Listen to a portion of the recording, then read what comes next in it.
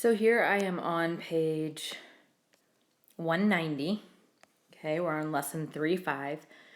My essential question is how does a qualitative graph describe the relationship between quantities? Okay, so as we look at this, you'll notice that we don't have like ordered pairs on our graph. Okay, a qualitative graph represents the relationship between quantities without numbers. So identifying our input and our output variables and the intervals. That's what's important. So we don't have like specific exact values here. Okay, so we can see that our input means our x, and here it's time, and our output variable means the y, which is distance. So we know that if let's just picture this train or a car, as it starts to leave the train station, it's going to pick up speed, right? So as time is increasing, how far we go on the train is also increasing. Okay, so how do we know this is increasing? Well, we always read our graphs left to right. So as we look at this left to right, the values are going up, or the line is going up. Let's look at the try it together. Oh, and let me back up real quick. Sorry. Interval.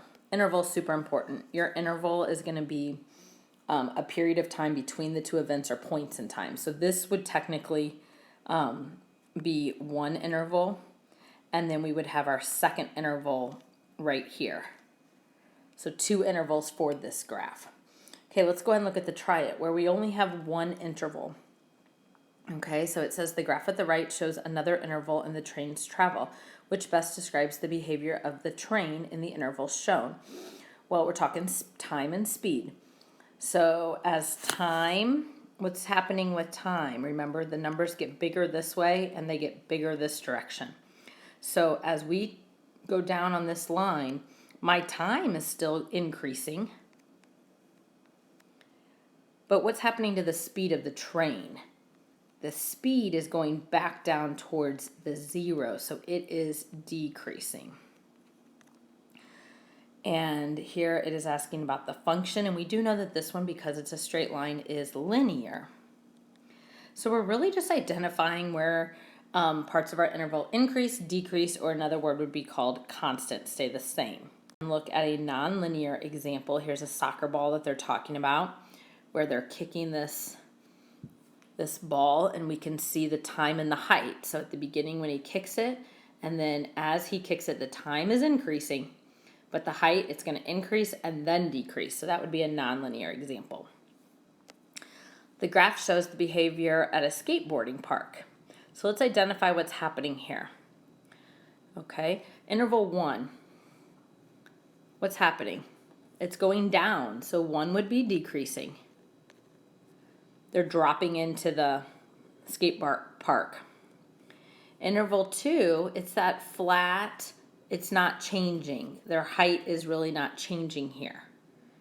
Okay, so this would be called our constant. Those flat lines are called our constant.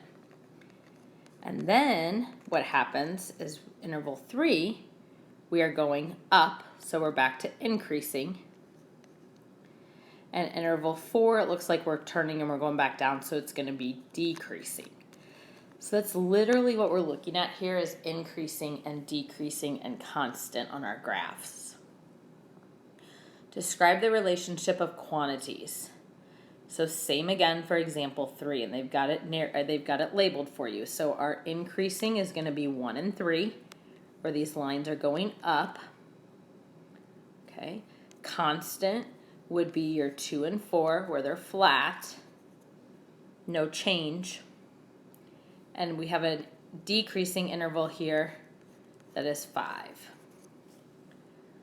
So just kind of identifying, and remember, read those graphs left to right to identify if they are increasing or decreasing.